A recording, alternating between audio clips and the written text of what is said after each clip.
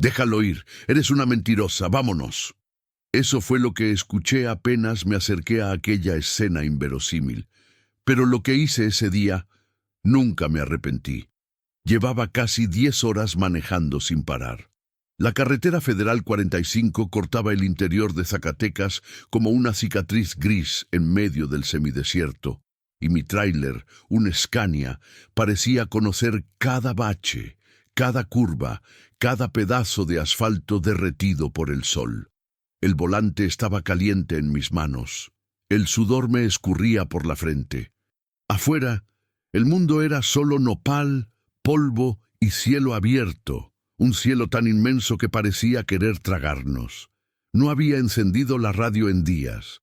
Prefería el silencio, o mejor dicho, prefería el constante traqueteo del motor, ese ronco grave que me llenaba el pecho y disimulaba el vacío que arrastraba desde que perdí a mi Clarita, mi hija, mi niña de ojos claros y risa fácil. Habían pasado 3 años desde que se fue. Leucemia. Demasiado rápido para reaccionar, demasiado lento para olvidar. Tenía solo 9 años, 9 años y un mundo entero por delante, pero la vida decidió diferente, y yo ya no sabía cómo vivir sin ella. Mi exesposa me culpó. Dijo que pasaba demasiado tiempo en la carretera, que debía haberme quedado más en casa, que quizás si hubiera notado las señales antes, pero la verdad es que nadie lo notó. Clarita era fuerte. Jugaba, corría, sonreía, hasta el día en que ya no sonrió más. Después del entierro, Sonia me pidió el divorcio. No discutí. Firmé los papeles, agarré el camión y volví a la carretera. Porque aquí, solo en la cabina, no necesitaba fingir que estaba bien. El sol ya empezaba a caer cuando pasé por Fresnillo. El pueblo quedó atrás en un abrir y cerrar de ojos. Solo unos postes de luz, unas casas bajas y el humo de alguna carnita asada al atardecer. Seguí adelante. Mi destino era Durango, pero no tenía prisa. Carga entregada, bolsillo vacío de obligación. Podía rodar la noche entera si quería, y eso era lo que hacía. Rodaba, huía. Lo importante era no parar de moverse, porque parar significaba pensar, y pensar dolía demasiado. Encendí un cigarro, el tercero de la tarde, quizás el cuarto, perdí la cuenta.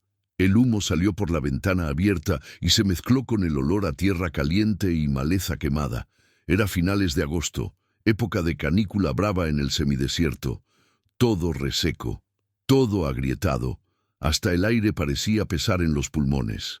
Agarré la botella de agua tibia que estaba en el portavasos y bebí un trago. Amargo, caliente. Pero me mojó la garganta. Más adelante, la carretera subía y bajaba en ondas suaves. Casi no había nadie en la pista. Uno que otro coche particular. Un camión de pasajeros viejo con destino a Torreón. Nada más. La soledad de la carretera Federal 45 era así, completa, absoluta, como a mí me gustaba, o como yo necesitaba. Acomodé el espejo retrovisor y me vi de reojo. Barba sin afeitar, ojos hundidos. Unos hilos de cabello blanco que antes no estaban. Tenía 43 años, pero parecía de 60. La carretera envejece. El dolor envejece aún más. Desvié la mirada. No me gustaba verme. Fue cuando la tarde empezó a morir del todo que noté el desvío. Un letrero viejo y torcido apuntaba a un camino de terracería. Arroyo Hondo. 8 kilómetros. Ya había pasado por ahí antes, pero nunca había entrado. Era uno de esos caminos secundarios que llevan a ejidos olvidados, rancherías sin nombre en el mapa, donde el tiempo parece haberse detenido en 1970. Gente sencilla, vida dura, poca esperanza. Pensé en seguir adelante, pero algo me hizo reducir la marcha. No sé qué. Quizás el cansancio, quizás las ganas de ver algo diferente. Quizás el peso del silencio dentro de la cabina se había vuelto demasiado grande. Giré el volante.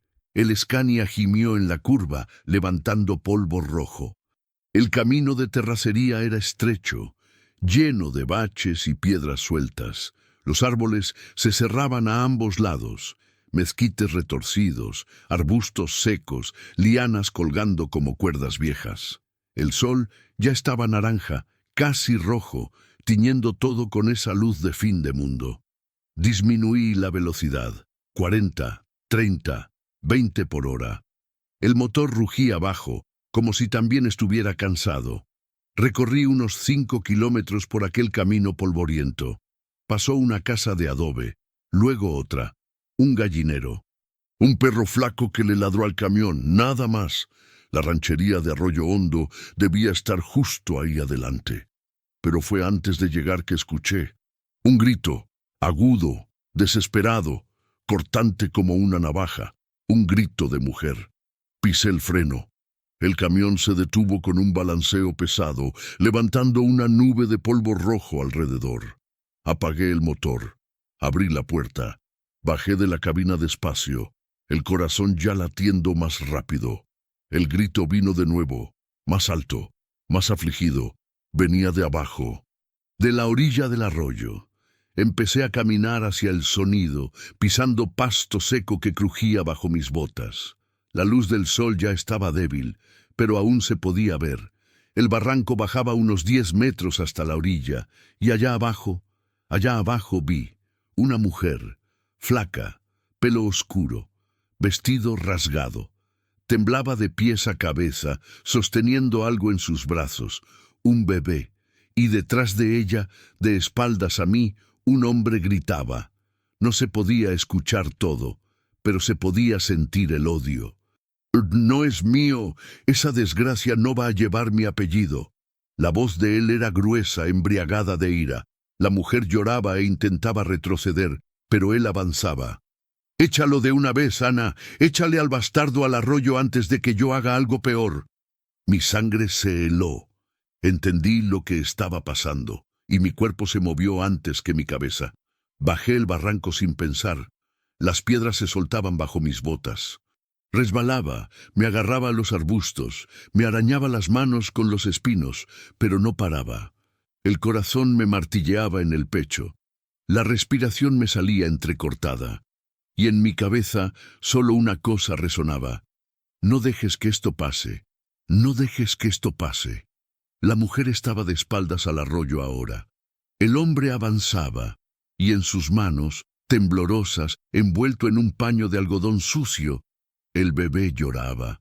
Un llanto fino, débil, casi un maullido de gato. El tipo de llanto que parte el alma a cualquiera, menos a él. «Te dije que te deshicieras de esta vergüenza», gritó el hombre, y esta vez le vi la cara. Quemado por el sol, ojos inyectados, mandíbula tensa de ira. Era fuerte, manos grandes, hombros anchos. El tipo que cargaba bultos de nixtamal toda la vida y creía que eso le daba derecho sobre todo. «Me engañaste, Ana, me tomaste por tonto, ahora vas a pagar». Ella sollozaba sin parar. «No sabía, Toniño, juro que no sabía. Creí que era tuyo». «Mentira», escupió al suelo. «Este niño tiene ojos claros. Ojos claros, Ana. Nadie en mi familia tiene ojos claros». La voz de ella salió quebrada. «Pero te amo. Solo te amo». «¿Amor?». Él rió, una risa amarga, cruel. «El amor no traiciona, mujer. El amor no te pone el cuerno. Ahora vas a hacer lo que te digo, o lo hago yo por ti». Dio un paso más. Ella retrocedió hasta la orilla del agua. Sus pies se hundieron en el lodo. Y fue en ese momento que grité: «¡Oiga!». Mi voz resonó por todo el barranco, cortando el aire caliente de la tarde como un trueno. El hombre giró la cabeza de golpe. Sus ojos se encontraron con los míos. Y por un segundo, solo un segundo, vi la sorpresa en su rostro. Pero pronto se convirtió en odio otra vez. «¿Quién es usted?», gruñó. «Esto no es de su incumbencia». Terminé de bajar el barranco y pisé la arena mojada de la orilla. Mis rodillas me dolían, mis manos sangraban. Pero me planté allí, firme, entre él y la mujer. Ahora sí es de mi incumbencia, dije, y mi voz salió más tranquila de lo que esperaba. Va a dejarla en paz. Él soltó una risa seca. ¿O qué? ¿Me va a pegar, viejo? Escupió de nuevo y dio un paso en mi dirección. Quítese de en medio antes de que lo rompa a usted también. No me quité. Me quedé parado, mirándole a los ojos, y fue ahí que él vio, no sé qué exactamente, quizás el dolor que yo arrastraba, quizás el cansancio de quien ya no tiene nada que perder, quizás vio que no le tenía miedo, porque no le tenía. El miedo, para mí, tenía otra cara. Tenía la cara de mi hija pálida en una cama de hospital. Tenía el sonido del monitor pitando en una línea recta.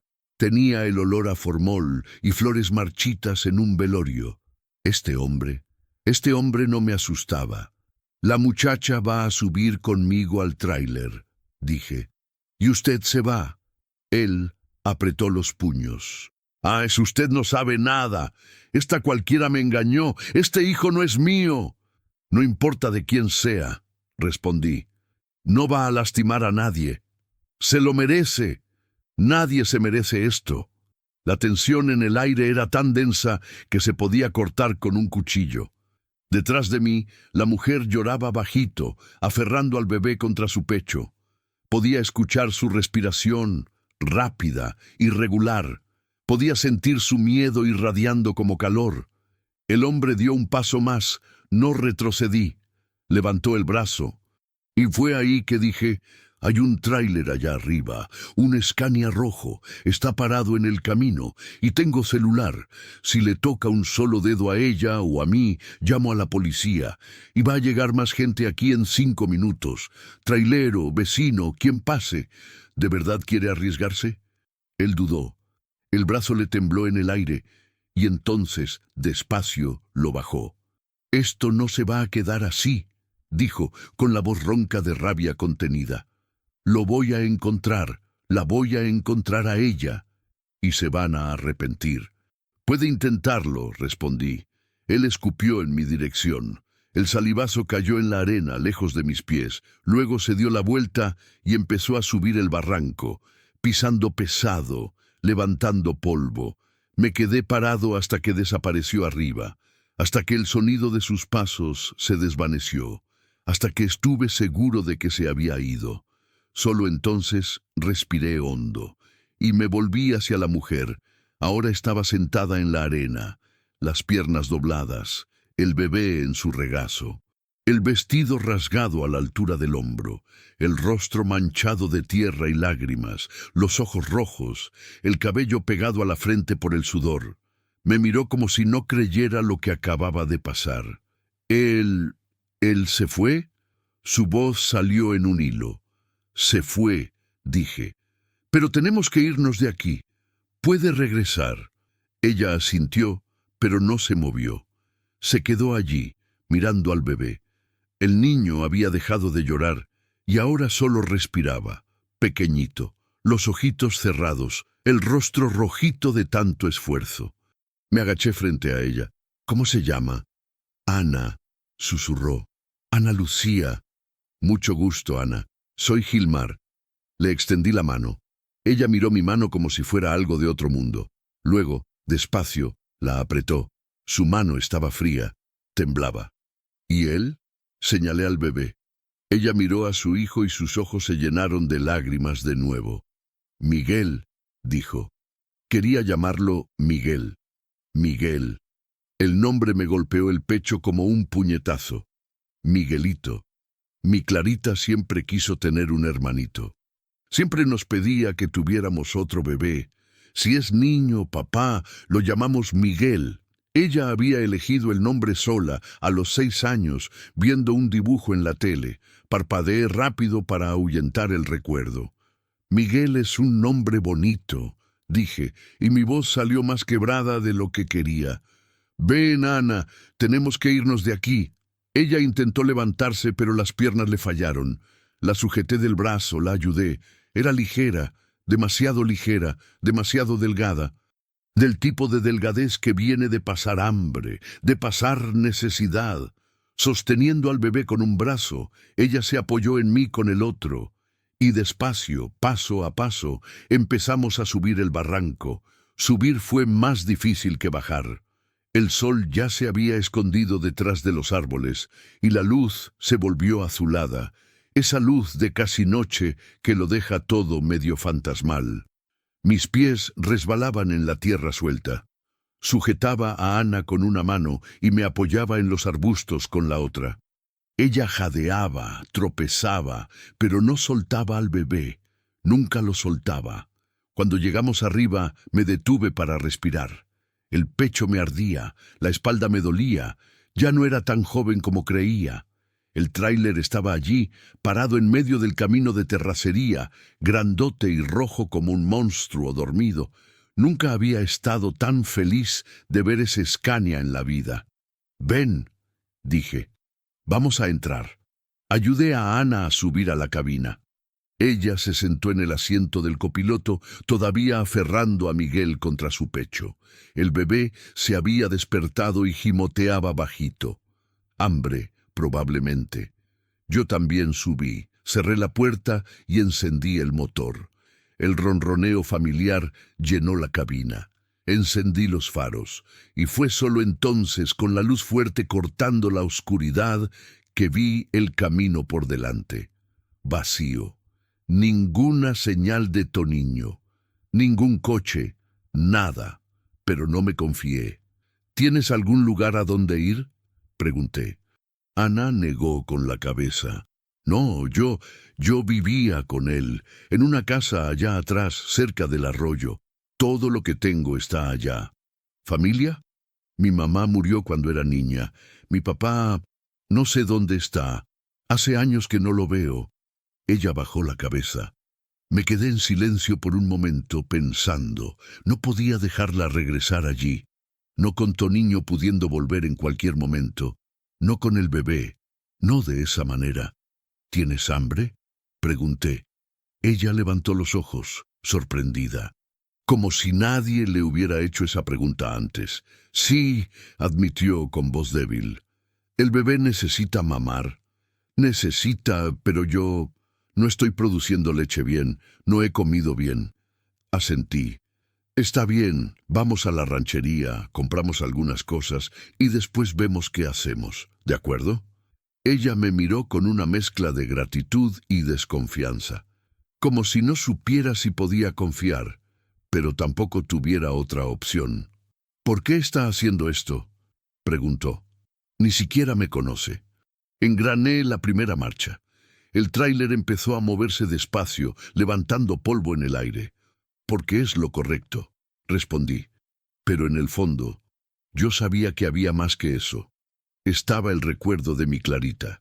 Estaba el vacío que arrastraba. Estaba la necesidad de hacer algo bueno en un mundo que parecía solo quitarme las cosas. Ana no dijo nada más. Se quedó mirando por la ventana, acunando a Miguel, mientras el tráiler seguía por el camino de terracería en dirección a la ranchería. Y en aquel silencio sentí algo que no sentía desde hacía mucho tiempo. Propósito. Arroyo Hondo era más pequeño de lo que imaginaba. Unas 20 casas, una iglesia pequeña, un puestito con lona rota, una cantina con mesa de billar en la banqueta, y ya. Paré el tráiler enfrente del puestito. El letrero estaba medio borrado. Tienda de Don Chuy. Lo que necesites. Apagué el motor. Espera aquí, le dije a Ana. Voy a comprar algunas cosas. Ella asintió, sosteniendo a Miguel con fuerza. Bajé de la cabina y entré al puestito. El lugar olía a jabón en polvo y carne seca. Tenía 2 estantes torcidos llenos de productos empolvados. Un refrigerador viejo ronroneando en la esquina. Y detrás del mostrador, un hombre de unos 60 años, barriga grande, camisa a cuadros abierta en el pecho. Buenas noches, dije. Buenas noches, joven. Me miró de arriba abajo. Trailero, ¿verdad? Raro por estos rumbos. De paso, necesito algunas cosas. Leche en polvo para bebé, pan, agua, galletas y algo rápido de comer. Él levantó la ceja. ¿Bebé? Sí, dije, y no expliqué más nada. Él no insistió. Agarró las cosas y las puso en el mostrador. Leche en polvo, 2 botellas de agua, un paquete de pan de caja, galletas Marías, una latita de salchichas. ¿Algo más? ¿Tiene biberón? Sí, tengo. Allá al fondo, cerca de las ollas. Fui a buscarlo. Encontré un biberón de plástico medio amarillento, pero servía. Volví al mostrador. ¿Cuánto es todo? Él hizo las cuentas en una calculadora vieja. 32 pesos. Saqué 2 billetes de 20 y se los entregué. Él me dio el cambio y puso todo en una bolsita de plástico. «Joven», dijo cuando yo ya estaba casi en la puerta. Me detuve. «La gente aquí es poca, pero chismosa. Si tiene problemas, es mejor no quedarse mucho tiempo». Lo miré. «¿Qué tipo de problemas?» Él se encogió de hombros. «Del tipo que suelen aparecer cuando alguien mete las narices donde no lo llamaron». Él sabía, claro que sabía. En un lugar de ese tamaño, todo el mundo sabe de todo. «Gracias por el aviso», dije, y salí. Cuando regresé al tráiler, Ana seguía allí, igual, inmóvil, los ojos fijos en algún lugar distante. Subí a la cabina y le entregué la bolsita. «Aquí, hay leche para Miguel y comida para usted». Ella abrió la bolsa y miró dentro. Las manos le temblaron. Y cuando vio la leche en polvo, el biberón, el pan, volvió a llorar. Pero esta vez no era de desesperación, era de alivio.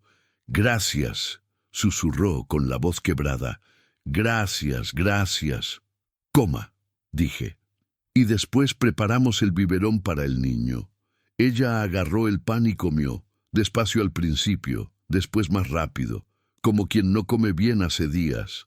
Miguel empezó a llorar de nuevo, más fuerte esta vez, y ella dejó de comer para intentar calmarlo. «Déjeme preparar el biberón», dije. Agarré el agua, la leche en polvo, el biberón. Seguí las instrucciones de la lata, mezclé todo, agité. No era perfecto, pero serviría. «Tome», se lo entregué. Ana puso la tetina del biberón en la boca de Miguel, y el bebé se aferró. Empezó a mamar con fuerza, haciendo ruiditos, sus manitas pequeñas agarrando el plástico. Ana sonrió. Fue una sonrisa pequeña, cansada, pero era una sonrisa. Y en ese momento, dentro de la cabina iluminada por la luz interna del tráiler, con el sonido del bebé mamando y el silencio de la noche afuera, sentí que había hecho lo correcto. No importaba lo que viniera después. No importaba el peligro. Había salvado 2 vidas y quizás, de alguna manera, había empezado a salvar la mía también. Nos quedamos allí parados casi media hora. Ana terminaba de comer el pan. Miguel mamaba el último biberón. Y yo solo miraba por la ventana vigilando la calle vacía de la ranchería. Cada sombra que se movía me ponía tenso. Cada perro que ladraba a lo lejos hacía mi corazón acelerarse. Toniño podía estar en cualquier lugar, esperando, planeando. «No podemos quedarnos aquí», dije, rompiendo el silencio. Ana levantó los ojos. Miguel se había quedado dormido en su regazo, la pancita llena, el rostro finalmente relajado. «¿A dónde vamos?», preguntó, y en su voz había tanto miedo como cansancio. «Buena pregunta. Yo no lo había pensado todavía. Mi instinto había sido salvar, sacarla de ahí, darle comida. Pero ahora necesitaba un plan. ¿Tienes parientes en otro lugar? ¿Algún amigo que pueda ayudar?» Ella negó con la cabeza. «No. Cuando mi mamá murió, me fui a vivir con una tía en Juan Aldama. Pero ella me corrió cuando me embaracé. Dijo que yo era una vergüenza. Fue cuando conocí a Toniño. Él parecía buena gente al principio. Me ofreció un lugar para quedarme. Pero después...» Su voz se desvaneció. No necesité que terminara. Ya lo había visto antes. Mujeres que entraban en relaciones por desesperación y descubrían demasiado tarde que habían cambiado un infierno por otro. «¿Y el padre del bebé?», pregunté con cuidado. Ana bajó la cabeza. Las lágrimas volvieron a escurrir. Fue un error, susurró. Un error que voy a cargar por el resto de mi vida. Yo estaba con Toniño, pero peleábamos mucho. Él bebía, desaparecía días. Una noche yo estaba sola, asustada, y apareció un hombre, un tipo que trabajaba en las haciendas por aquí. Él fue amable conmigo, me escuchó, y yo fui débil. Ella se limpió el rostro con el dorso de la mano. Fue una vez nada más, una vez, pero fue suficiente. Cuando descubrí que estaba embarazada, creí que era de Toniño. Recé para que lo fuera.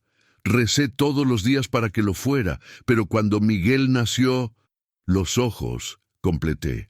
Los ojos, confirmó ella, azules, claros.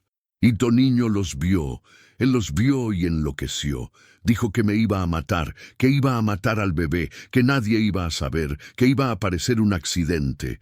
Ella abrazó a Miguel con más fuerza, como si solo de hablar de eso el niño pudiera desaparecer. Fue por eso que te llevó al arroyo, dije. Dijo que si no hacía lo que él mandaba, me iba a matar también, que iba a decir que yo me había fugado, que nadie iba a buscar a una mujer como yo. La rabia me subió por la garganta como bilis. ¿Cuántas veces pasaba esto? ¿Cuántas mujeres desaparecían así, sin que nadie preguntara? ¿Cuántos niños morían incluso antes de tener la oportunidad de vivir? Él no te va a encontrar más, dije, y mi voz salió firme. Te voy a llevar lejos de aquí. Ana me miró sorprendida. Pero usted no necesita hacer esto. Ya ha hecho tanto. Lo sé, la interrumpí, pero si la dejo aquí, él la va a encontrar, y la próxima vez no va a haber nadie para salvarla. Ella se quedó en silencio, los ojos brillando en la penumbra. ¿Por qué está haciendo esto?, preguntó de nuevo, con la voz temblorosa. ¿Por qué le importa? Respiré hondo. Podía mentir, podía decir que era solo lo correcto, pero la verdad era más profunda que eso. Porque perdí a alguien, dije, y las palabras salieron despacio, pesadas. Mi hija tenía 9 años, y no pude salvarla, no pude hacer nada más que verla morir. Pero a usted y a Miguel, yo puedo salvarlos. Y quizás esto no borre el dolor, pero al menos le da algún sentido. Ana volvió a llorar, pero esta vez extendió la mano y tocó la mía. Su mano era pequeña, fría, temblorosa, pero el toque era real. Gracias, susurró. Gracias por no rendirse con nosotros. Le apreté la mano de vuelta. Nunca me rendiré, prometí, y en ese momento supe que era verdad. Encendí el motor del Scania. El ronroneo grave llenó la noche. Encendí los faros y la luz cortó la oscuridad de la calle, iluminando las casas vacías, las ventanas cerradas, la ranchería silenciosa. Vamos a Durango, dije. Es lejos, unas 4 horas de viaje. Allá puede encontrar refugio, protección. Hay gente que ayuda a mujeres en situación de riesgo y hay un ministerio público con atención especial para mujeres. Vamos a registrar todo. ¿Y si él viene detrás? No vamos a dejar que la encuentre. Ana asintió, pero el miedo todavía estaba ahí, en sus ojos, en la forma en que sostenía a Miguel. Engrané la primera marcha y el tráiler empezó a moverse. Despacio al principio, después más rápido. Salimos de la ranchería, volvimos al camino de terracería y finalmente llegamos de nuevo a la carretera federal 45. El asfalto oscuro se extendía al frente, iluminado solo por los faros del tráiler. La noche era cerrada, sin luna, sin estrellas. Solo la oscuridad del semidesierto y el sonido del motor rugiendo. Aceleré. 60, 70, 80 kilómetros por hora. El Scania cortaba la carretera como una nave atravesando el vacío. Ana se quedó quieta en el asiento del copiloto, acunando a Miguel. El bebé dormía profundamente ahora, la pancita llena, el cuerpecito caliente. Por primera vez desde que nació, debía sentirse seguro. Encendí el radio CB. La estática chirrió. Algunas voces entraron y salieron, fragmentos de conversaciones de otros tráileros en la carretera. El clima se cierra en Zacatecas y operativo en el kilómetro 200. Cuidado con la bajada. Agarré el micrófono. Cap general, aquí es Gilmar, Scania rojo, sentido Durango. ¿Algún compañero cerca? La estática continuó por unos segundos. Después una voz grave respondió. Cap Gilmar, aquí es Zeca, Volvo blanco, estoy unos 40 kilómetros adelante. ¿Todo bien por allá? Por ahora sí, pero necesito apoyo. Tengo una situación delicada aquí. ¿Qué tipo de situación? Mujer y bebé huyendo de agresión. Necesito llegar a Durango sin problema. Si puede echarle un ojo al retrovisor. Hubo una pausa. Después la voz volvió, más seria. Entendido, compañero. Estoy con usted. Si alguien viene detrás, lo intercepto. Gracias, Zeca. Es la hermandad Gilmar. Nos ayudamos. Apagué el radio y sentí que un poco del peso se me quitaba de los hombros. No estaba solo. En la carretera nunca estamos solos. Rodamos en silencio por casi una hora. Ana cabeceaba de vez en cuando, la cabeza cayendo de lado, pero siempre se despertaba de golpe, asustada, verificando si Miguel todavía estaba allí. El trauma aún era fresco. Iba a tardar en sanar. Quizás nunca sanaría por completo. Yo conocía esa sensación. Fue cuando pasamos por Cuencamé que vi los faros en el retrovisor. Un coche, viniendo rápido, muy rápido. Mi corazón se disparó. Miré el velocímetro. Yo iba a 80. El coche debía ir a 120, 130. Ana, dije intentando mantener la calma. Agárrate bien a Miguel. Ella se despertó de un salto. ¿Qué? ¿Qué pasa? Viene un coche detrás. Puede que no sea nada, pero agárrate bien. Ella giró la cabeza y miró por el espejo lateral. Vi el miedo volviendo a su rostro. Es él, susurró. Sé que es él. No puedes saberlo. Sí, lo sé. Su voz se elevó, desesperada. Conozco su coche. Es un Tsuru blanco, viejo, con el cofre abollado. Es él, Gilmar. Maldita sea. Miré de nuevo por el retrovisor. El coche estaba más cerca ahora. Se veían los faros altos, cegando, iluminando el interior de la cabina. Era un Tsuru blanco. Nos había encontrado, no sé cómo nos siguió. Tal vez esperó escondido en la salida de la ranchería. Tal vez preguntó a alguien en qué dirección habíamos ido. No importaba. Él estaba allí y venía hacia nosotros. Aceleré.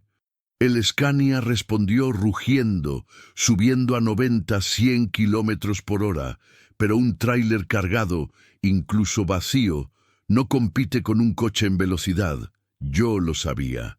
El Tsuru se acercó más. Ahora estaba a unos 50 metros, 40, 30. Los faros llenaban el retrovisor de luz blanca, cegadora. Agarré el radio CB de nuevo. Zeca, Zeca, ¿está ahí? La estática chirrió. Nada. Teca, Cap, Gilmar, aquí estoy, diga. Un coche me está persiguiendo. Tsuru blanco, viene rápido, agresivo. Necesito ayuda. Ubicación. Kilómetro 170, pasando Cuencamé, sentido norte. Estoy doblando. Aguante, compañero. Apagué el radio y apreté el volante con fuerza. El Tsuru estaba pegado ahora, 10 metros, 5. Y entonces tocó el claxon. Un claxon largo, estridente, furioso. Ana sollozó. Nos va a chocar, nos va a matar. No lo hará, dije, pero la voz salió tensa. No lo voy a dejar. El Tsuru aceleró y vino por el lateral izquierdo intentando emparejarse. Desvié el tráiler hacia la izquierda, bloqueando el paso. Él intentó por la derecha. Desvié hacia la derecha. La carretera era estrecha. 2 carriles. Si él quería rebasar, tendría que arriesgar una colisión frontal con quien viniera en sentido contrario. Y no venía nadie. La carretera estaba desierta.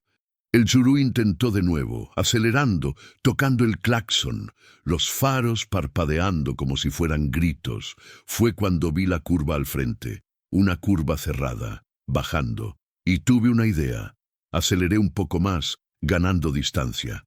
El Scania gimió, el motor forzando. 110, 120, demasiado peligroso para un tráiler, pero no tenía elección. El Tsuru vino detrás, intentando seguirme. La curva se acercaba, 100 metros, 50, 20. En el último segundo, frené con fuerza. El tráiler derrapó, los neumáticos chillando en el asfalto, la carrocería balanceándose peligrosamente. Ana gritó. Miguel se despertó y empezó a llorar. Pero el tráiler se mantuvo en la pista, y el Tsuru, viniendo demasiado rápido, no pudo frenar a tiempo. Pasó por el lateral izquierdo, descontrolado, las ruedas cantando, y entró en la curva a alta velocidad. Vi todo por el retrovisor, el coche derrapando, girando, saliendo de la pista. Y entonces, el impacto. El Tsuru chocó contra la barra de contención con un estruendo metálico violento. La carrocería se abolló. El vidrio se hizo añicos. El coche giró de nuevo y se detuvo en el acotamiento, humeando, los faros rotos, el cofre levantado. Paré el tráiler. Me quedé allí, respirando pesado, las manos temblando en el volante. Ana lloraba, Miguel lloraba. Mi corazón martillaba en el pecho como un tambor de guerra. Pero estábamos vivos, y él... Miré por el retrovisor. El Tsuru estaba parado, pero la puerta del conductor se abrió.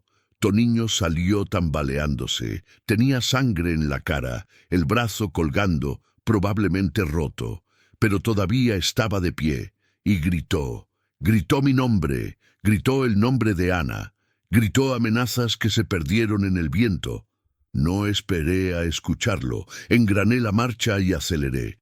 El Scania volvió a la carretera, dejando al Tsuru atrás, desapareciendo en la oscuridad. 15 minutos después, encontramos a Seca. El Volvo blanco estaba parado en el acotamiento, con los faros encendidos y las luces intermitentes de emergencia parpadeando. Cuando me vio llegar, me guiñó los faros 3 veces. Me detuve detrás de él. Seca bajó de la cabina. Era un hombre grande, barrigudo, de unos 50 años, con barba canosa y gorra sucia de grasa. Bajé del Scania y fui a su encuentro. ¿Está bien?, preguntó. Sí. Él chocó, pero está vivo. ¿Policía? Iba a llamar, pero no sé si sirva. Él puede inventar cualquier historia. Seca miró al tráiler, donde Ana todavía sostenía a Miguel, los dos iluminados por la luz interna. Ella necesita registrar todo, dijo. Denuncia. Orden de restricción. Todo bien hecho. Si no, regresa. Yo sabía que tenía razón. Haré eso en Durango. ¿Quiere que vaya con usted?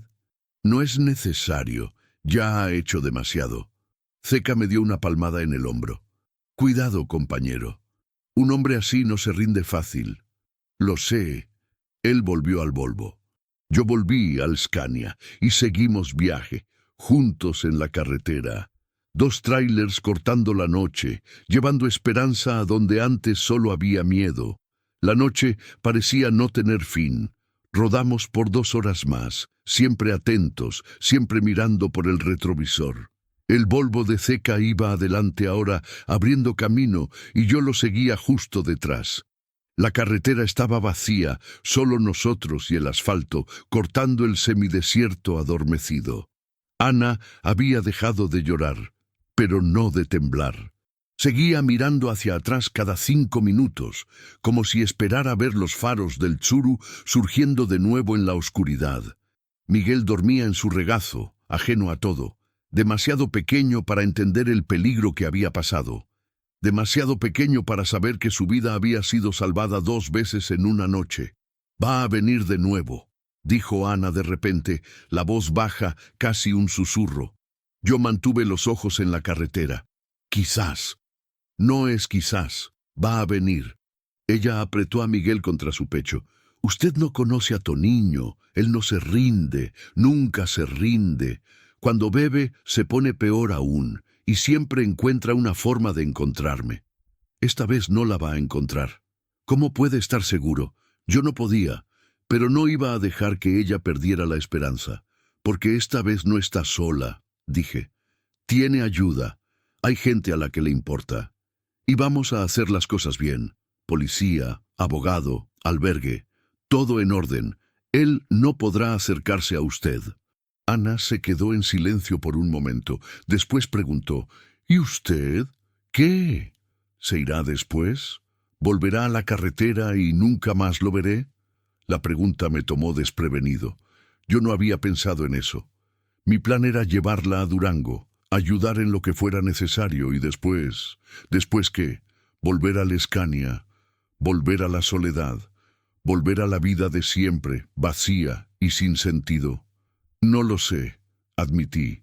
Entiendo si quiere irse, dijo ella, y su voz se volvió aún más baja. No me debe nada. Ya hizo más de lo que cualquier persona haría, pero yo no sé qué voy a hacer sin usted. No sé si podré estar sola de nuevo. La miré de reojo.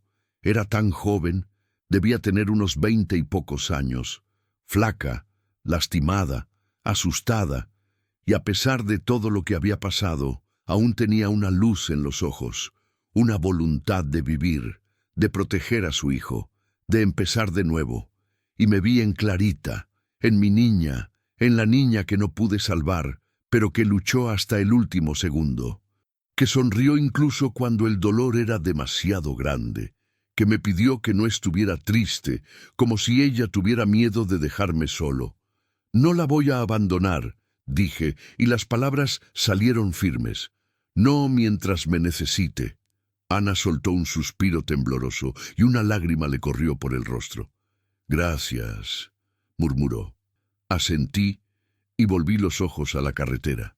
En el horizonte, el cielo empezaba a clarear.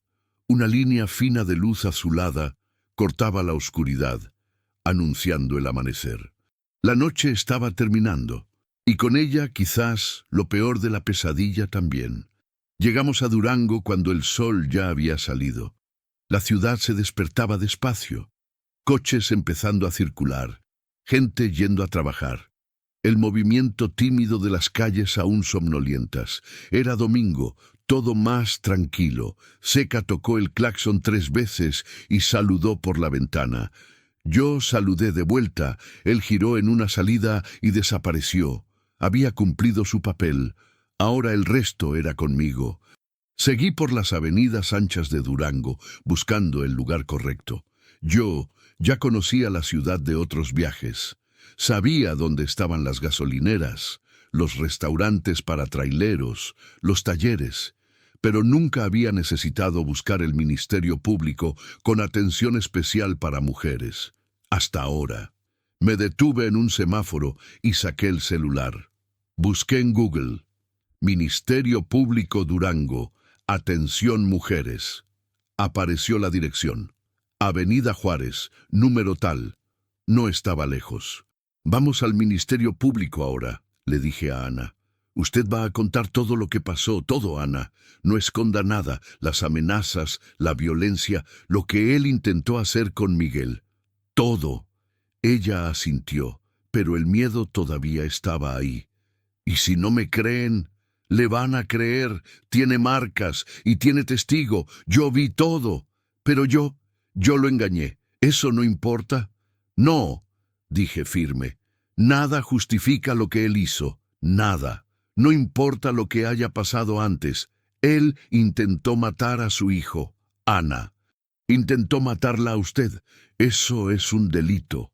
Ella tragó saliva y asintió de nuevo. Seguí hasta el Ministerio Público. Era un edificio bajo, blanco, con un letrero discreto al frente. Estacioné el Scania en la calle de al lado.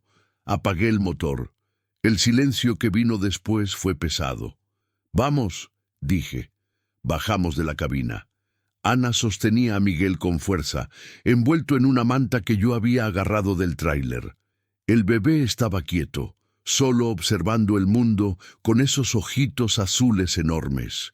Entramos al Ministerio Público. El lugar era simple, paredes blancas, algunas sillas de plástico, un mostrador con una empleada de guardia. Era joven, de cabello recogido, uniforme impecable, y cuando nos vio entrar, su rostro se puso serio. «Buenos días», dijo ella. «¿Puedo ayudarles?» Ana se paralizó. Se quedó parada en medio de la sala, sin poder hablar. Yo di un paso adelante. «Buenos días. Necesitamos levantar una denuncia. Violencia doméstica, intento de homicidio». La empleada agarró una pluma y un bloc. «¿Nombre de la víctima?» Miré a Ana. Ella respiró hondo y finalmente habló. «Ana Lucía. Ana Lucía Pérez. ¿Edad? 23. ¿Y el agresor?» «Antonio. Antonio Hernández García. Él intentó obligarme a tirar a mi bebé al arroyo». La empleada dejó de escribir y levantó los ojos. «¿Cómo?» Ana empezó a llorar. Y entonces, despacio, con la voz quebrada, lo contó todo.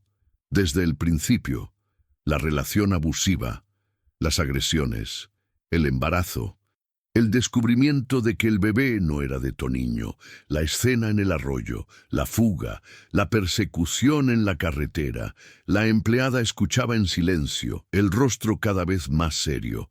Cuando Ana terminó, escribió algunas cosas más y entonces me miró. «¿Y usted?» «Yo vi todo. Estaba pasando por la carretera y oí los gritos. Bajé e impedí que él hiciera lo que estaba planeando. Después la traje para acá». «¿Usted es pariente de ella?» «No, soy trailero, solo estaba de paso». La empleada asintió, pero vi la desconfianza en sus ojos. Era normal. Yo era un hombre desconocido, trayendo una mujer joven y vulnerable. Pero ella no dijo nada. Solo siguió escribiendo. «¿Tiene usted forma de probar las agresiones? ¿Marcas? ¿Testigos?» Ana levantó la manga del vestido. Tenía moratones en los brazos, marcas de dedos. Giró el cuello y mostró un arañazo profundo en la nuca. «Me arrastró por el cabello», dijo. «Y están los vecinos. Ellos oyeron todo. Ellos saben». «Nombres de los vecinos». Ana dio algunos nombres. La empleada anotó. «¿Y el bebé tiene acta de nacimiento?» Ana negó con la cabeza. «No, nació en casa. Toniño no me dejó ir al hospital. Dijo que si iba, todo el mundo iba a descubrir la verdad». La empleada suspiró. Agarró otro formulario. «Vamos a necesitar regularizar eso también. Pero primero, vamos a levantar la denuncia y pedir una orden de protección de urgencia.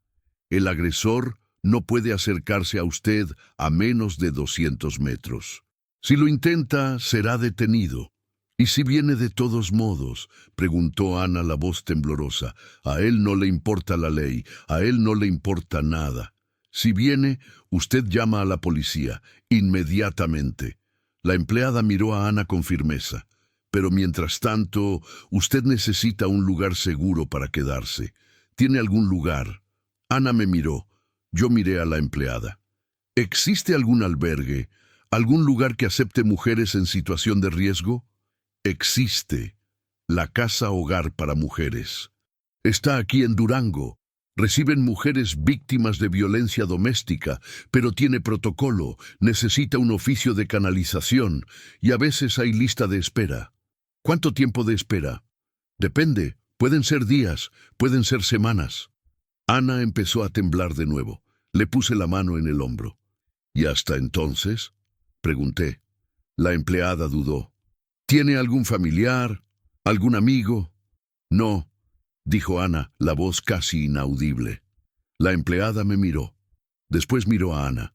Después al bebé. Y entonces suspiró. «Voy a llamar para ver si pueden darle prioridad, pero no puedo prometer nada. Estuvimos esperando casi 2 horas. Ana dio su declaración completa. Le tomaron fotos a las marcas. Registraron todo. Yo también di mi testimonio. Conté lo que había visto. Firmé los papeles». Miguel se despertó en medio de todo esto y empezó a llorar de hambre. Ana intentó amamantar, pero la leche aún no había bajado bien. Estaba débil, desnutrida, estresada. Su cuerpo no podía producir lo que el bebé necesitaba. Fui a una farmacia cercana y compré más leche en polvo, otro biberón, pañales, toallitas húmedas. Regresé y preparé el biberón allí mismo, en la sala del Ministerio Público. Miguel mamó y volvió a dormir en el regazo de su madre. Cuando la empleada finalmente regresó, su rostro no era alentador. Hablé con la casa hogar, dijo. Están llenos. No hay cupo en este momento, pero la pusieron en la lista de prioridad. Tan pronto como haya un lugar, le llamarán. ¿Y hasta entonces? Pregunté de nuevo. ¿Usted no tiene a nadie? ¿Ningún lugar donde quedarse? Ana negó con la cabeza, las lágrimas escurriendo de nuevo. La empleada me miró. ¿Y usted? ¿Yo? Usted no puede llevarla a algún lugar. Hotel, pensión. Pensé rápido. Tenía dinero. No mucho, pero lo suficiente para pagar unos días de hotel. Pero después, ¿y si el albergue tardaba semanas en tener cupo? ¿Y si Toniño descubría dónde estábamos? Pero miré a Ana, miré a Miguel, y no pude decir que no. Yo la llevo, dije. La empleada pareció aliviada. Gracias, y esté tranquilo. La orden de protección fue concedida. Si el agresor aparece, será detenido. Vamos a enviar una patrulla a rondar la zona también. Asentí. Agarré los papeles que ella me entregó, copias de la denuncia, de la orden de protección, de las orientaciones. Y salimos del Ministerio Público. Volvimos al tráiler. El sol ya estaba alto ahora, caliente, quemando la piel. Durango es así, ciudad hermosa, pero el calor asfixia. Subí a la cabina, ayudé a Ana a subir. Miguel todavía dormía, tranquilo. Encendí el motor. Vamos a buscar un hotel, dije. Usted no necesita pagar hotel para mí, protestó Ana. Sé que no necesito, pero lo voy a hacer de todos modos. No tengo cómo pagarle de vuelta. No necesita pagar, la interrumpí. Solo necesita cuidar de Miguel. Y de usted. Es suficiente. Ella se quedó en silencio. Después susurró. ¿Por qué es tan bueno conmigo? Yo no respondí, porque la verdad era complicada. Porque yo estaba haciendo por ella, pero también estaba haciendo por mí, porque cuidarla a ella y a Miguel era la única cosa que le estaba dando sentido a mi vida vacía, porque yo los necesitaba tanto como ellos me necesitaban a mí, pero no dije nada de eso, solo manejé. Busqué un hotel sencillo, barato, pero limpio. Encontré uno cerca de la central de autobuses, Hotel Jacarandas. Habitación con aire acondicionado, baño, televisión. Nada de lujo, pero servía. Paré el tráiler y entramos. El recepcionista era un hombre mayor, de gafas gruesas, que apenas levantó los ojos del periódico cuando llegamos. ¿Cuánto cuesta la habitación?, pregunté. 80 pesos por día. Desayuno incluido. Quiero 3 noches. Él levantó los ojos ahora. Miró a Ana, al bebé. A mí, identificación, Ana no tenía, había perdido todo cuando huyó. Solo la mía, dije entregando mi cartera. Él la agarró, miró, anotó los datos y me la devolvió. Habitación 205, segundo piso. Pagué en efectivo, 240 pesos, casi la mitad de lo que tenía en el bolsillo, pero no importaba. Subimos las escaleras. El pasillo olía a humedad y desinfectante. La puerta de la habitación rechinó cuando la abrí. Dentro era sencilla, una cama matrimonial, una cuna vieja arrimada a la pared, un armario, un televisor pequeño, pero tenía sábanas limpias, toallas dobladas, y el aire acondicionado funcionaba. Ana entró despacio, como si no creyera que aquello era real. «Puede sentirse cómoda», dije. «Tome un baño, descanse. Voy a comprar algo de ropa para ustedes». «¿Ropa? No puede quedarse solo con ese vestido, y Miguel también necesita ropa». Ella me miró, los ojos húmedos de nuevo. «No sé cómo agradecerle». «No necesita agradecer. Solo cuide de usted, ¿de acuerdo?» Ella asintió. Salí de la habitación y cerré la puerta. Me quedé parado allí en el pasillo por un momento, respirando hondo. El cansancio me había golpeado de repente. Yo no dormía hacía más de 24 horas. El cuerpo me dolía, la cabeza me pesaba, pero no podía parar ahora. Todavía tenía cosas que hacer. Bajé las escaleras, salí del hotel y busqué una tienda de ropa. Encontré una tienda barata cerca de allí. Todo por 30. Compré 2 blusas, 2 pantalones, ropa interior, todo en la talla que pensé que le serviría a Anna. Compré también ropita de bebé, mamelucos, bodys, calcetines, pañales de tela, una cobijita azul. En la farmacia compré más leche en polvo, pomada para rozaduras, champú, jabón, cepillo de dientes, pasta de dientes. Regresé al hotel con 3 bolsas llenas. Subí y llamé a la puerta. Anna abrió. Se había bañado. El cabello todavía estaba mojado, goteando por los hombros. Se había puesto una toalla del hotel, y por primera vez la vi sin el miedo estampado en el rostro. Parecía más joven, más ligera, casi bonita. Traje algunas cosas, dije, entregándole las bolsas. Ella las abrió y miró. Cuando vio la ropa, la ropita del bebé, los productos, se tapó la boca con las manos. ¿Usted no necesitaba? Sí, necesitaba. Ella me abrazó. Fue de repente, sin avisar. Un abrazo apretado, desesperado, como si yo fuera lo último real en su mundo. Me quedé paralizado por un segundo. No sabía qué hacer. Hacía tanto tiempo que nadie me abrazaba así. Entonces, despacio, la abracé de vuelta. «¿Está todo bien?», susurré. «Ahora está segura». Ella sollozó en mi hombro. Y nos quedamos así por un tiempo. 2 extraños, unidos por el dolor y por la esperanza de que quizás, solo quizás, las cosas pudieran mejorar. Los 3 primeros días fueron extraños e intensos. Yo dormía en el tráiler, estacionado frente al hotel. No podía alejarme. A cada rato miraba al segundo piso, a la habitación 205, como si pudiera ver a través de las paredes y asegurarme de que Ana y Miguel estaban bien. A cada rato miraba a la calle, esperando ver un tsuru blanco aparecer. Pero nada pasaba. Las calles de Durango seguían su ritmo normal. Gente trabajando, estudiando, viviendo, ajenas al drama que había sucedido aquel fin de semana. Ajenas al hecho de que una vida había sido salvada a la orilla de un arroyo en el interior de Zacatecas. Ana descansaba, comía, tomaba un baño, cuidaba a Miguel. Por primera vez en mucho tiempo podía respirar sin miedo. Pero yo sabía que la paz era frágil, temporal, como una burbuja de jabón que podía estallar en cualquier momento. El lunes por la mañana volví al Ministerio Público. Quería saber si había novedades, si habían encontrado a Toniño, si él había intentado algo. La misma empleada de antes estaba de guardia. Cuando me vio, me hizo una señal para que esperara y fue a revisar en el computador.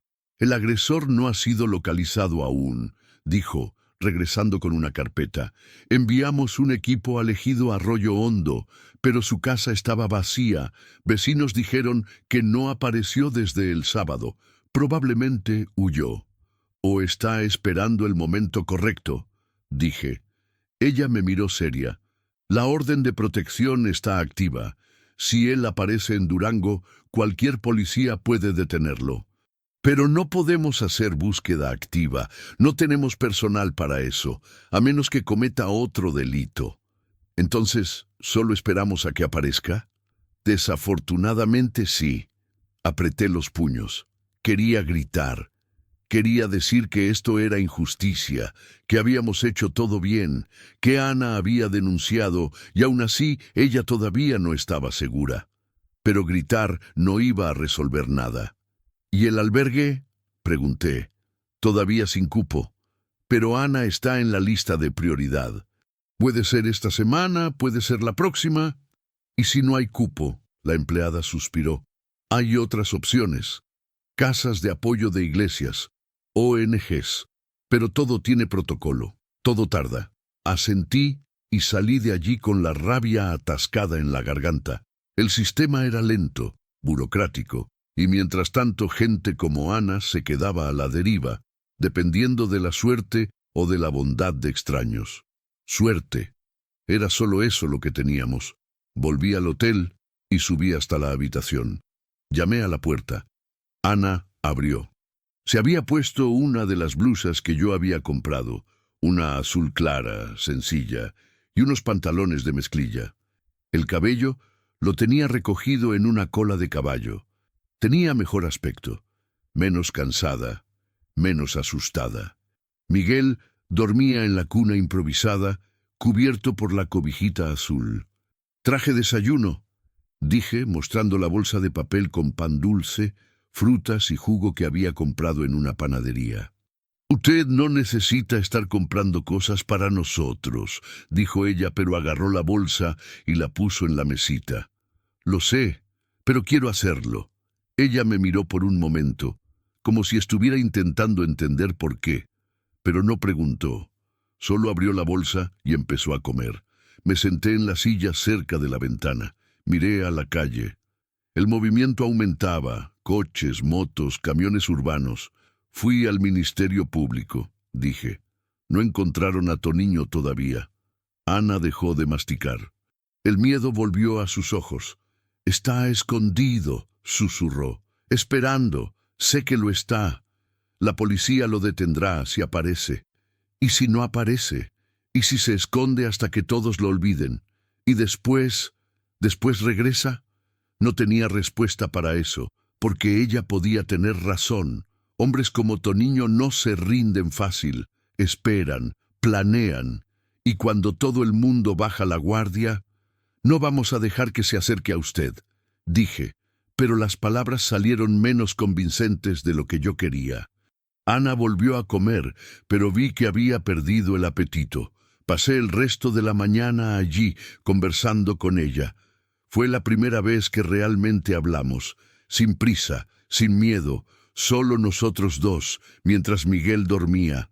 Ana me contó sobre su infancia, sobre su mamá que murió de cáncer cuando ella tenía 12 años, sobre el papá que desapareció dejándola con la tía que no quería hijos ajenos, sobre cómo se había ido de casa a los 17, trabajado en todo tipo de lugares, lonchería, tienda, rancho, solo para poder pagar un cuartito rentado, sobre cómo conoció a Toniño en una cantina, una noche en que se sentía demasiado sola, cómo él había sido amable al principio, cómo le había ofrecido una casa, comida, compañía, cómo ella había aceptado porque ya no tenía a nadie más.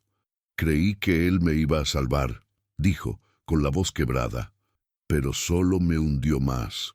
«No tiene la culpa», dije. «Sí la tengo, me quedé, incluso cuando él empezó a beber, incluso cuando empezó a gritar, incluso cuando...» Ella se detuvo, su voz fallando. «Incluso cuando levantó la mano por primera vez. Usted se quedó porque no tenía a dónde ir, porque tenía miedo, porque él le hizo creer que usted no era nada sin él». Me incliné hacia adelante. «Pero eso no es verdad, Ana. Usted es fuerte, más fuerte de lo que imagina». Ella negó con la cabeza. «No soy fuerte. Si lo fuera, me habría ido antes. Habría impedido todo esto». Se fue. Está aquí ahora, viva, con su hijo. Eso es ser fuerte. Ella me miró, los ojos brillantes. «Solo porque usted me salvó. Yo solo hice lo que cualquiera debería hacer, pero quien tuvo el valor de continuar fue usted». Ana se quedó en silencio. Después se limpió las lágrimas e intentó sonreír. «¿Y usted?», preguntó ella. «Usted habló de su hija, pero nunca habló bien de usted». Yo dudé. No me gustaba hablar de mí. No me gustaba abrir esa herida, pero miré a Ana, a esa muchacha que había confiado en mí, que me había dejado entrar en su vida en el peor momento posible, y sentí que ella merecía saber. «Estaba casado», empecé, despacio, «con Sonia. Nos conocimos jóvenes, unos 20 años. Me casé a los 23. Ella quedó embarazada el primer año. Y ahí vino Clarita. Solo de decir el nombre, mi garganta se apretó. Ella era perfecta, pelo castaño, ojos claros, risa que llenaba la casa. Le gustaba dibujar, correr en el patio, jugar con sus muñecas y le gustaba estar conmigo. Cada vez que volvía de viaje, corría y saltaba a mi regazo. «Papá, papá, ¿me trajiste regalo?» Sonreí, pero era una sonrisa triste. Siempre traía, siempre. Ana escuchaba en silencio, los ojos fijos en mí, pero yo pasaba mucho tiempo fuera, cargas largas, semanas en la carretera. Sonia se quedaba sola con Clarita, y ella me reclamaba. Decía que no estaba presente, que estábamos perdiendo la infancia de nuestra hija, y ella tenía razón, pero yo no sabía hacer otra cosa, no estudié, no tenía profesión, el tráiler era lo que yo sabía, lo que yo tenía. Respiré hondo. Cuando Clarita enfermó, fue rápido. Empezó a tener fiebre, cansancio, perdió el apetito. La llevamos al doctor, le hicieron estudios, y ahí vino el diagnóstico, leucemia. La palabra aún dolía, siempre dolería. Dijeron que tenía tratamiento, quimioterapia, posibilidades de cura. Pero no funcionó. Su cuerpo no aguantó. En 6 meses estaba en una cama de hospital, delgadita, sin pelo, sin fuerzas, y yo me quedé.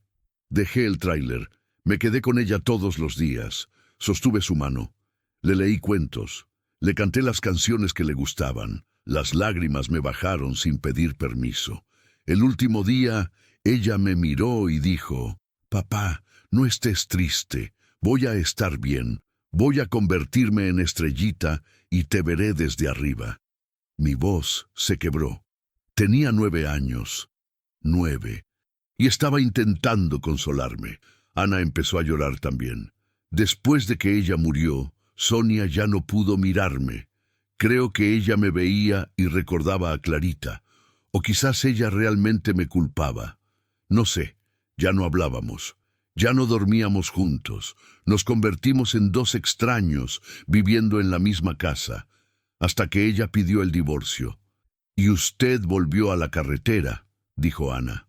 Volví, porque era el único lugar donde no necesitaba fingir que estaba bien, donde podía rodar solo con mi dolor, sin que nadie me reclamara nada. Me quedé en silencio por un momento. Después la miré, hasta que la encontré a usted y a Miguel, y vi la oportunidad de hacer las cosas diferente, de salvar a alguien, de no dejar que otro niño muriera. Ana extendió la mano y tocó la mía. El toque era cálido, firme. «Usted nos salvó», dijo. «Pero creo que nosotros lo estamos salvando a usted también». Yo no respondí, pero en el fondo yo sabía que ella tenía razón. Aquella tarde decidimos salir. Ana estaba cansada de estar encerrada en la habitación, y yo pensé que un poco de aire fresco le haría bien. Fuimos a un parque cercano, el Parque Guadiana. Tenía árboles, lago, bancas de madera, gente corriendo, niños jugando, vida normal, aquello que Ana no tenía desde hacía tanto tiempo. Nos sentamos en una banca a la sombra de un árbol grande. Miguel estaba despierto ahora, con los ojitos abiertos, mirando todo con curiosidad. Ana lo balanceaba despacio, canturreando bajito. «Canta bien», dije. Ella sonrió, tímida. «Mi mamá me cantaba cuando era pequeña. Recuerdo algunas canciones». «Cante una». Ella dudó. Después empezó. «Duérmete, mi niño, duérmete ya, que viene el coco y te comerá». Su voz era suave, medio desafinada pero llena de cariño.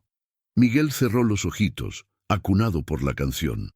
Y en ese momento, sentado allí en el parque, oyendo a Ana cantar, viendo el sol filtrado por las hojas del árbol, sentí paz. Una paz que no sentía hacía 3 años. Pero la paz duró poco. Cuando volvimos al hotel ya estaba oscureciendo. Subimos las escaleras, llegamos al pasillo del 2.º piso y la puerta de la habitación 205 estaba abierta. Mi corazón se detuvo.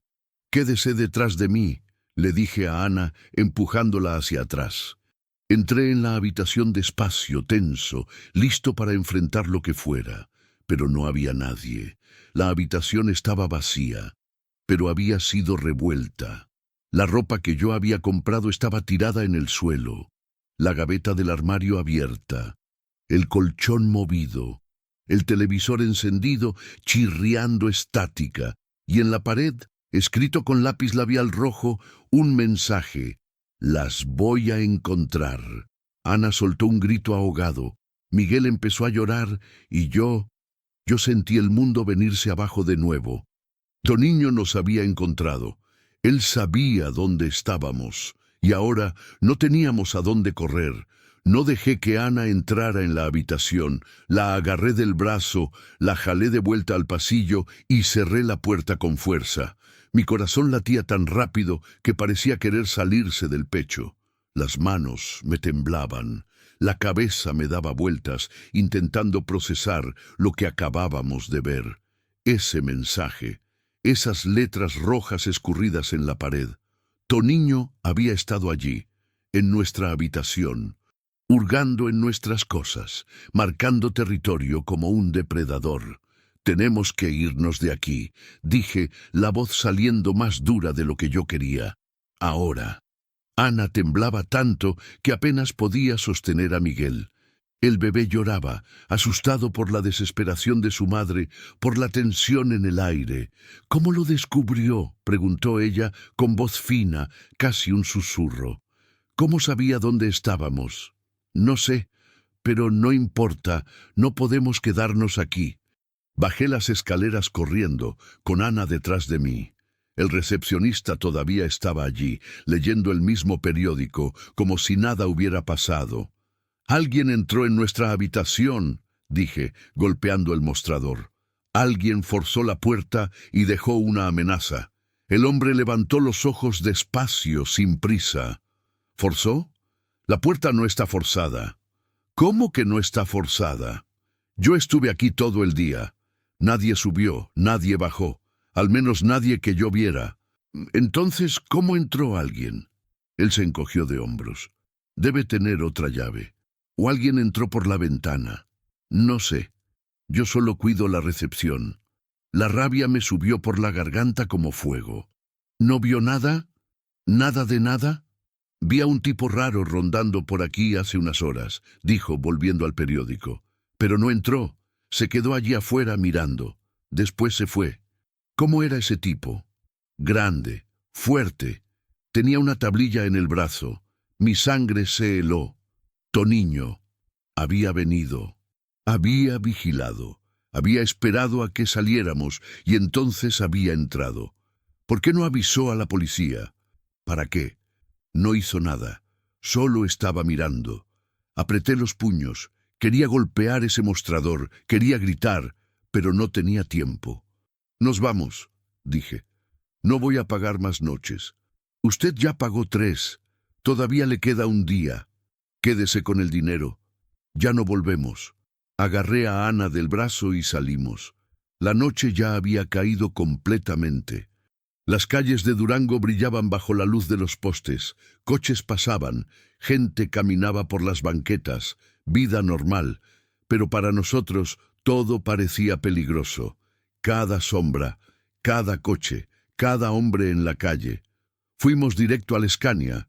Ayudé a Ana a subir. Puse a Miguel en su regazo, di la vuelta, subí a la cabina, cerré las puertas con seguro. Encendí el motor. «¿A dónde vamos?». Ana preguntó, con la voz temblorosa. «No sé, pero no podemos quedarnos en Durango. Él sabe que estamos aquí, va a seguir buscando. Pero la orden de protección no sirve de nada si no lo detienen, y mientras esté suelto usted no está segura». Ella empezó a llorar de nuevo, bajito, abrazada a Miguel. Yo agarré el volante con fuerza, intentando pensar. ¿A dónde ir? ¿Volver a la carretera? ¿Rodar sin destino? ¿Buscar otro lugar? Fue cuando mi celular sonó. Lo agarré y miré el número. Desconocido. Contesté. «¿Aló? ¿Gilmar?». La voz era femenina, familiar. «La empleada del Ministerio Público. Soy yo». Recibí una llamada del hotel. El recepcionista dijo que hubo una invasión en la habitación. ¿Es verdad? Sí. Toniño estuvo aquí. Dejó una amenaza escrita en la pared. Silencio del otro lado. Después, ¿están seguros? Por ahora, pero salimos del hotel. No vamos a volver. ¿A dónde van? No sé todavía. Gilmar, escuche. Hablé con la casa hogar de nuevo. Les expliqué la situación. Consiguieron abrir un cupo de emergencia. Pueden recibir a Ana hoy mismo. Mi corazón dio un salto. ¿En serio? ¿En serio? Pero tiene que ser ahora. Cierran a las 10 de la noche y después solo hasta mañana por la mañana. Miré el reloj del tablero. 9:15. ¿Dónde queda? Avenida 5 de Febrero, número tal. Le mando la dirección por WhatsApp. Pero Gilmar, usted no puede entrar. Es un albergue confidencial. Solo mujeres y niños. Ni parientes hombres entran. Entiendo. ¿Y usted? ¿A dónde va? Yo no tenía respuesta. Volveré a la carretera, dije, pero la voz salió sin convicción. Tenga cuidado. Y cualquier cosa, me llama. Está bien. Gracias. Colgué. Miré a Ana. Ella había oído todo. Consiguieron un lugar para usted, dije, en el albergue. Estará segura allí. Él no podrá entrar, ni acercarse. Ana me miró con los ojos muy abiertos. ¿Y usted? Yo me voy. ¿Se va a dónde? A la carretera. Es a donde pertenezco. No. Ella agarró mi brazo. No me deje sola. Por favor. No se quedará sola. Habrá gente cuidándola, gente capacitada, gente que sabe lo que hace. Pero no los conozco. Lo conozco a usted. Su voz se elevó, desesperada. Usted me salvó. Usted me cuidó. Usted es la única persona en quien confío. Cerré los ojos, intentando contener la emoción. Ana tiene que entender. Yo no puedo quedarme para siempre. Tengo que volver a trabajar. Tengo que seguir mi vida. ¿Qué vida? Preguntó ella, y la pregunta me golpeó como un puñetazo. Usted mismo dijo que anda rodando solo, huyendo del dolor. Eso no es vida, eso es solo existir. No sabía qué responder, porque ella tenía razón, pero yo tenía miedo, miedo de encariñarme, miedo de perder de nuevo, miedo de crear lazos que podían ser arrancados en cualquier momento. No puedo quedarme, repetí, pero la voz salió débil. Ana soltó mi brazo, miró al frente. Las lágrimas le escurrían en silencio por el rostro. Está bien, dijo, bajito. Entiendo. Ya hizo mucho, más de lo que cualquiera haría, y yo le estaré agradecida para siempre. Ella besó la cabeza de Miguel. Pero al menos lléveme hasta allá. Por favor, solo hasta allá. Asentí. La llevaré. Engrané la marcha. El Scania se movió, pesado y lento, por las calles de Durango, y yo intenté ignorar el nudo en el pecho que no dejaba de crecer. La casa hogar quedaba en un lugar discreto, una casa sencilla, rodeada de muros altos, portón de hierro con interfono. No tenía placa. No tenía identificación. Era a propósito. Cuanta menos gente supiera dónde estaba, mejor. Paré el tráiler enfrente. Apagué el motor. El silencio pesó dentro de la cabina. Hemos llegado, dije. Ana miró la casa. Después me miró a mí. Gracias, dijo. Por todo, por salvarme, por cuidar a Miguel, por no rendirse conmigo. Nunca me rendiría con usted. Ella sonrió, pero era una sonrisa triste. Agarró a Miguel en brazos, abrió la puerta, bajó de la cabina. Yo me quedé parado viéndola alejarse. Caminó hasta el portón, tocó el interfono. Una voz femenina respondió. Ana dijo algo. El portón se abrió con un clic. Ella entró. Se volvió por última vez. Saludó con la mano. Y entonces desapareció detrás del portón, que se cerró con un sonido metálico y final. Yo me quedé allí, parado, mirando el portón cerrado, esperando que ella volviera, esperando que cambiara de opinión. Pero ella no volvió. Y yo No sabía qué hacer.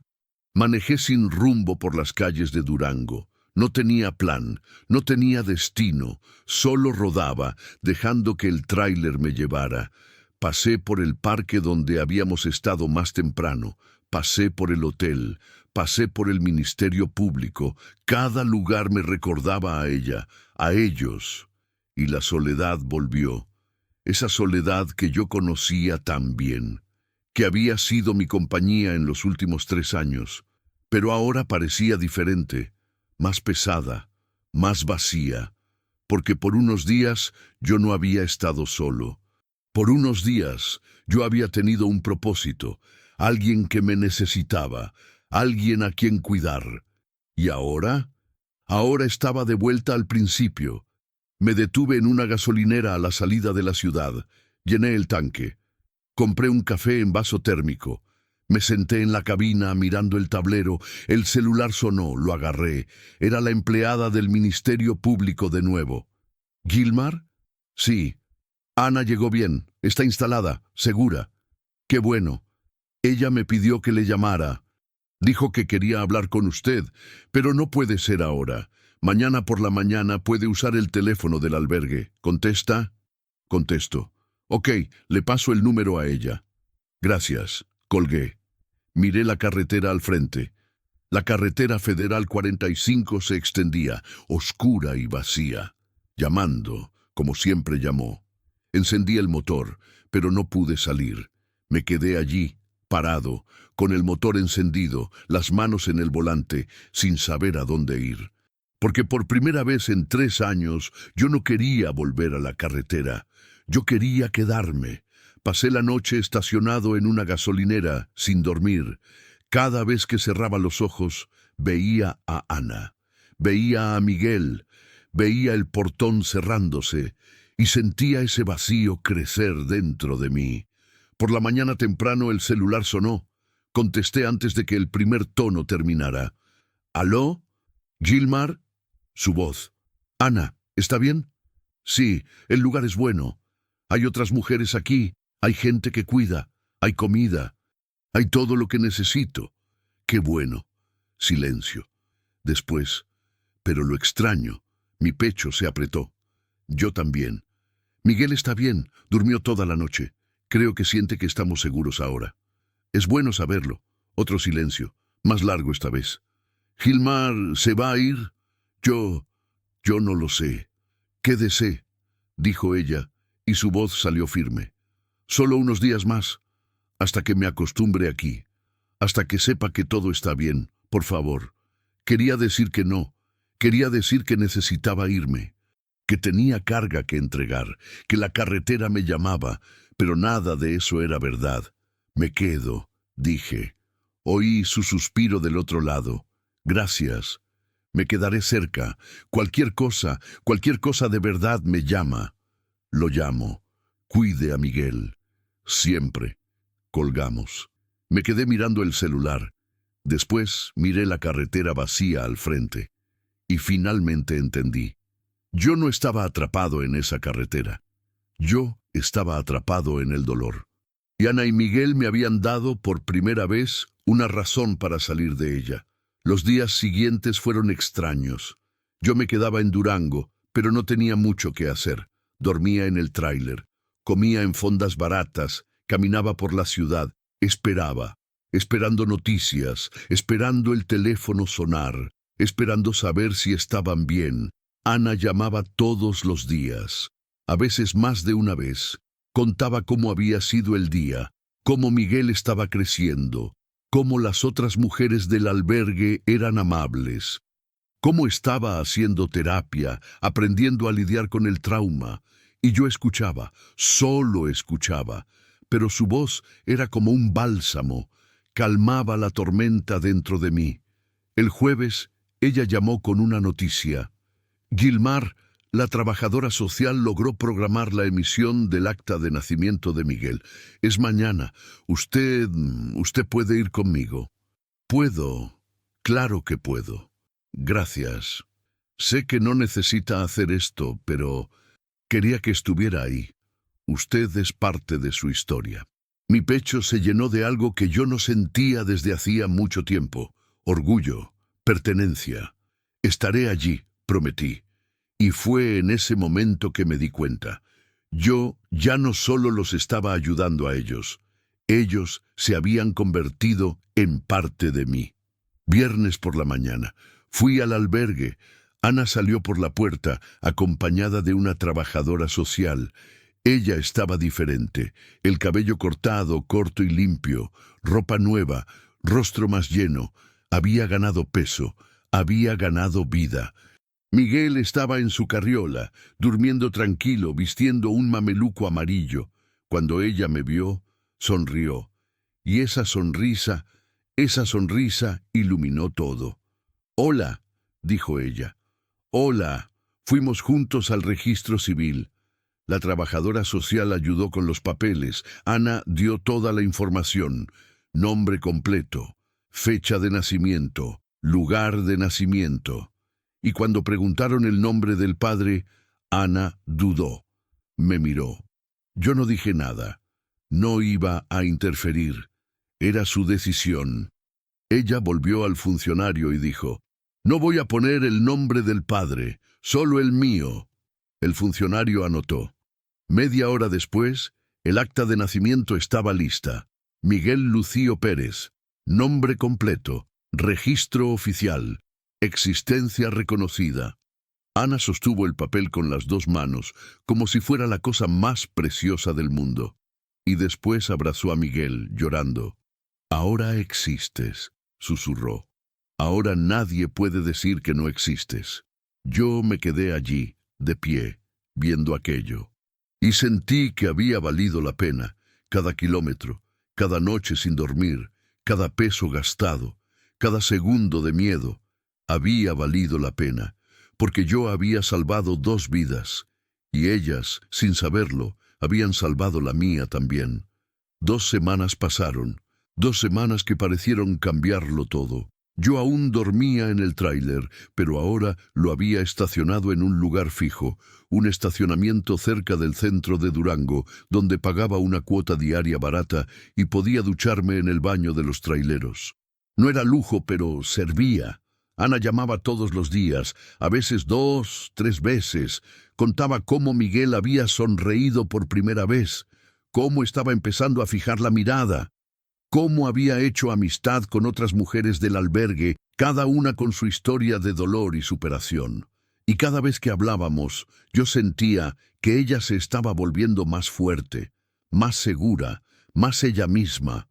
Pero yo también sentía otra cosa creciendo dentro de mí, algo que yo no sentía desde hacía mucho tiempo, algo que me asustaba y me confortaba al mismo tiempo: esperanza. En la segunda semana, la trabajadora social del albergue me llamó. «Gilmar, aquí es Fernanda, de la casa hogar». «Hola, Fernanda. ¿Todo bien?» «Todo. Mire, la llamo porque Ana me pidió que hablara con usted. Ella quiere salir del albergue». Mi corazón dio un salto. «Salir. Pero ya. Ella está bien, haciendo terapia, siguiendo todas las orientaciones, y ella quiere rehacer su vida, conseguir un empleo, un lugar donde vivir. No quiere depender de un albergue para siempre.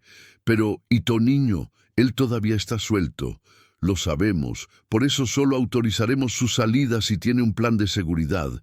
Ella necesita un lugar seguro donde vivir, lejos del ejido, lejos de cualquier lugar donde él pueda buscarla. ¿Y ella tiene eso? Todavía no, por eso la estoy llamando. ¿Usted conoce a alguien? ¿Algún lugar?»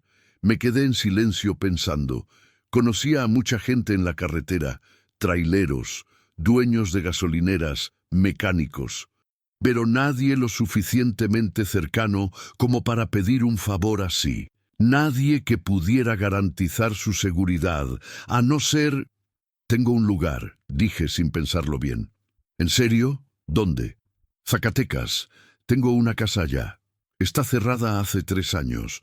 Desde que me divorcié, mi exesposa se quedó con la casa donde vivíamos y yo me quedé con esta otra que había comprado antes de casarme. Nunca la vendí. Solo la dejé ahí, cerrada». ¿Y usted dejaría que Ana se quedara allá? La dejaría, por el tiempo que ella necesite.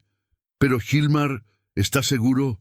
Esto es un compromiso grande, y usted apenas la conoce. Respiré hondo. Lo sé, pero confío en ella, y ella necesita ayuda. Si puedo ayudar, voy a ayudar. Fernanda se quedó en silencio por un momento. Después dijo, voy a hablar con ella, voy a ver qué le parece, y luego hablamos, ¿ok? Ok. Colgué. Me quedé parado allí, en el estacionamiento, mirando a la nada. ¿Qué acababa de hacer? Ofrecer mi casa a una mujer que conocía hacía 2 semanas. Era una locura. Pero al mismo tiempo, parecía correcto. Ana llamó 1 hora después. Gilmar, hola. Fernanda me contó. Sobre la casa.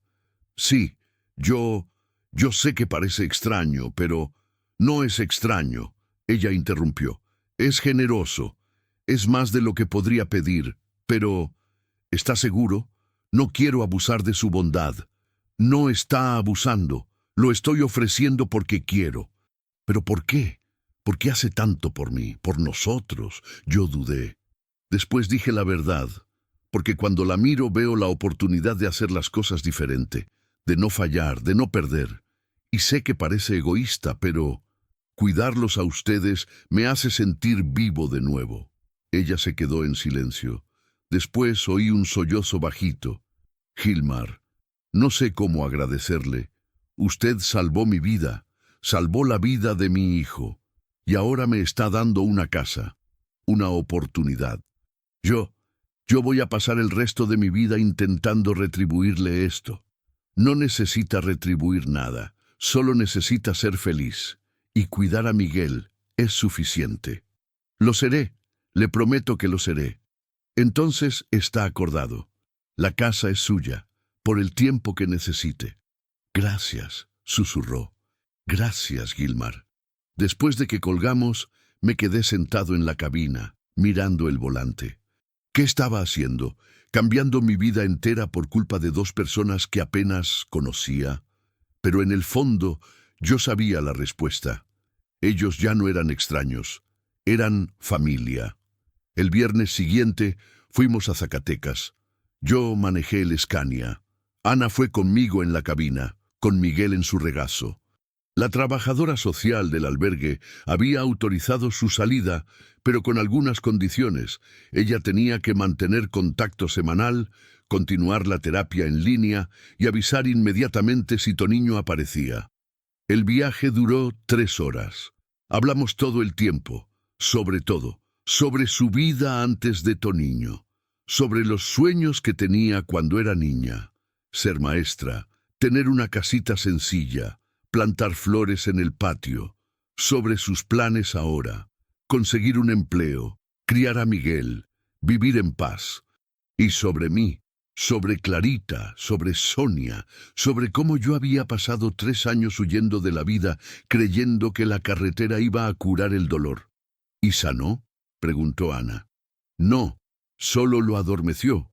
El dolor siguió ahí, esperando, hasta que los encontré a ustedes. Y entonces me di cuenta de que la cura no estaba en huir, estaba en encontrar algo por lo que vivir de nuevo. Ana agarró mi mano, la apretó. Lo encontró, dijo, y yo le creí. La casa quedaba en una colonia sencilla de Zacatecas, Colonia Lomas de la Soledad, calle tranquila, arbolada, con casas pequeñas y patios cercados. La mía era una casa de 2 recámaras, sala, cocina, baño, nada del otro mundo, pero era mía, o mejor dicho, ahora era de ella. Paré el tráiler enfrente del portón, apagué el motor. «Aquí es», dije. Ana miró por la ventana. Miró la casa, miró el patio con pasto crecido, las paredes que necesitaban pintura, el portón oxidado, y sonrió. Perfecta», dijo.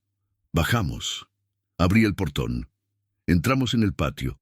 Había maleza alta, un hormiguero, un árbol de mango viejo que ya no daba fruto. Pero había espacio, había sol, había posibilidades. Abrí la puerta principal. El olor a humedad nos golpeó. Todo estaba empolvado, muebles cubiertos con sábanas viejas, telarañas en las esquinas. Pero la estructura era buena, solo necesitaba limpieza. Va a dar trabajo para dejarla habitable, dije. Pero yo ayudo. La limpiamos, la arreglamos, compramos lo que falte. Ana entró despacio, sosteniendo a Miguel. Miró la sala, las recámaras, la cocina, y cuando regresó, tenía lágrimas en los ojos. Nunca tuve una casa, dijo. Nunca. Siempre viví de favor, en cuartos rentados, en la casa de Toniño que nunca fue mía. Pero esto aquí puede ser mío. Puede, es suyo, mientras usted quiera. Ella me abrazó, un abrazo apretado, prolongado, lleno de gratitud. Gracias, susurró en mi oído. Gracias por darme esto. Yo le devolví el abrazo, y en ese momento, en esa casa vieja y empolvada, sentí que finalmente había encontrado mi lugar. Pasamos todo el fin de semana limpiando la casa. Yo había guardado algunas herramientas en la cochera. Agarramos escoba, cubo, trapo, jabón, lavamos todo, piso, paredes, ventanas, quitamos la humedad, matamos las arañas, abrimos las cortinas para dejar entrar el sol. Ana trabajaba con ganas, incluso con Miguel en brazos o durmiendo en la cuna improvisada que montamos con cajas y un colchoncito. No necesita hacer tanto, dije. Descanse. Quiero hacerlo. Quiero que esta casa sea mía de verdad, hecha con mi sudor. Y lo hizo. El domingo por la tarde, la casa estaba irreconocible, limpia, oliendo a desinfectante y esperanza, los muebles descubiertos, las ventanas abiertas, la cocina funcionando. Fuimos a un mercado y compramos lo básico. Arroz, frijoles, pasta, aceite, sal, café. Compré también una cuna de verdad para Miguel y una cama nueva para Ana, porque la que había en la casa estaba demasiado vieja. Cuando regresamos, ya estaba oscureciendo. Ana preparó la cena, arroz, frijoles y huevo frito. Sencillo, pero sabía a hogar. Comimos sentados en la mesa de la cocina, en silencio, solo el sonido de los cubiertos y el llanto eventual de Miguel. Después de la cena, ella acostó a Miguel en la cuna nueva. Lo cubrió con la cobijita azul. Se quedó allí, mirándolo dormir, con una sonrisa suave en el rostro. «Está creciendo tan rápido», dijo. «Sí, así es. Dentro de poco estará caminando, hablando, yendo a la escuela. Y usted estará ahí para verlo todo». Ella me miró. «Gracias a usted. Yo no supe qué decir, entonces solo asentí». Esa noche yo iba a dormir en el tráiler de nuevo, pero Ana insistió en que me quedara. «Hay una recámara vacía», dijo, «con cama y todo. Usted no necesita dormir en el tráiler, pero esta es su casa ahora. No quiero invadir». «No está invadiendo, es bienvenido aquí. Siempre». Yo dudé. Pero la verdad es que yo estaba cansado. Cansado de dormir en el asiento duro del tráiler. Cansado de despertar con el cuerpo dolorido. Cansado de no tener un lugar. «Está bien», dije. «Solo por hoy». Pero en el fondo, yo sabía que no sería solo por hoy. Me acosté en la cama de la recámara de invitados. El colchón era firme. Las sábanas olían a lavanda. Y por primera vez en 3 años yo dormí en una cama de verdad. Y soñé con Clarita. Pero esta vez ella no estaba enferma. Estaba sana, corriendo en un campo de flores, riendo. Y cuando ella me miró, me saludó con la mano y dijo: «Está todo bien, papá. Puedes ser feliz ahora». Desperté con los ojos húmedos, pero era una lágrima diferente. No era de dolor, era de alivio. Los días siguientes fueron los mejores que yo había vivido en mucho tiempo. Ana empezó a buscar empleo, dejaba su currículum en los mercados, en las tiendas, en los restaurantes de la colonia. Yo me quedaba con Miguel mientras ella salía. Cambiaba pañales, le daba el biberón, lo acunaba cuando lloraba. Y descubrí que me gustaba. Me gustaba cuidarlo, me gustaba ver ese rostrito pequeño mirándome con confianza. Me gustaba sentir su peso en mi regazo, ese peso que significaba vida, futuro, esperanza.